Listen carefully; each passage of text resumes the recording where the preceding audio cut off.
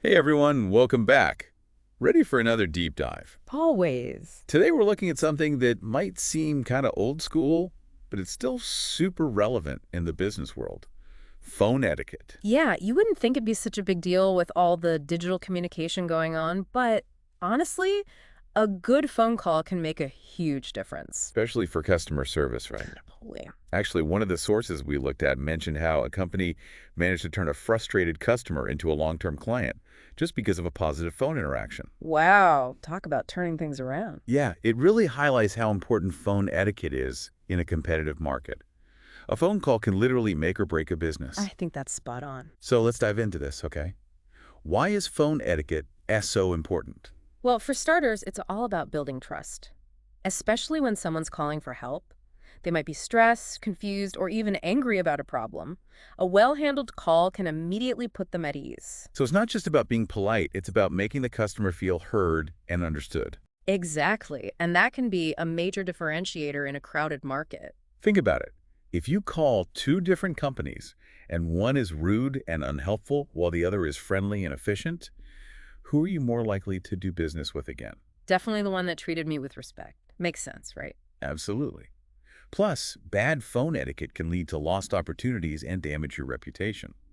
Word of mouth travels fast, especially online. No kidding. A single negative review can spread like wildfire. All right, so we know why it matters, but how do we actually put good phone etiquette into practice? There are a few key elements to remember, starting with the greeting. Seems simple enough. You'd be surprised how many businesses mess this up. What are some common mistakes? Answering the phone too slowly, sounding bored or uninterested, using jargon the customer doesn't understand. You want to make a good first impression. Right, like you're actually happy they called. Right. And one of our sources suggests a great greeting that covers all the bases. Ready? Yeah, hit me with it. Okay, here it is.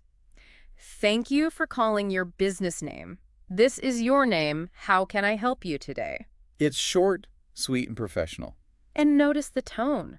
It's warm, inviting, and implies that you're ready to assist them with whatever they need. Makes a difference. All right, so what's next after the greeting? Active listening. This is so crucial. Okay, yeah, I can see how that would be important. It goes beyond just hearing what the customer's saying.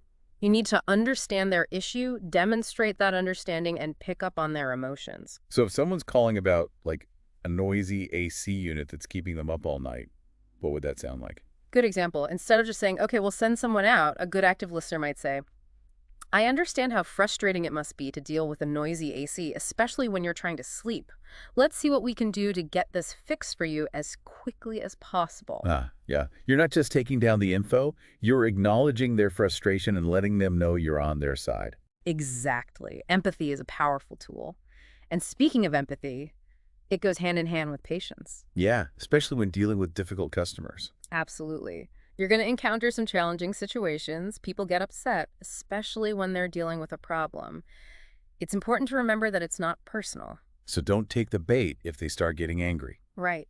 Acknowledge their feelings and validate their experience. Instead of getting defensive, try something like, I understand you're frustrated, and I would be too if I were in your shoes. It's about de-escalating the situation. Exactly. Keep your cool, stay patient, and work towards a solution together. Makes sense. So once we've got empathy and patience down, what's next? Well, once you understand the problem, it's all about efficiency and solutions. Okay, so less talking, more action. Right. Don't leave the customer hanging with vague promises. Instead, offer concrete next steps and clear timelines. So instead of saying, we'll look into it, you might say something like, Exactly. Something more specific like, we'll have a technician out to you by 2 p.m. today. that's much better. You're giving them a clear expectation of what's going to happen and when. Makes them feel more confident that their issue is being taken care of. So we've covered greeting, active listening, empathy, patience, and finding solutions. Anything else we need to remember? Last but not least, the closing is super important.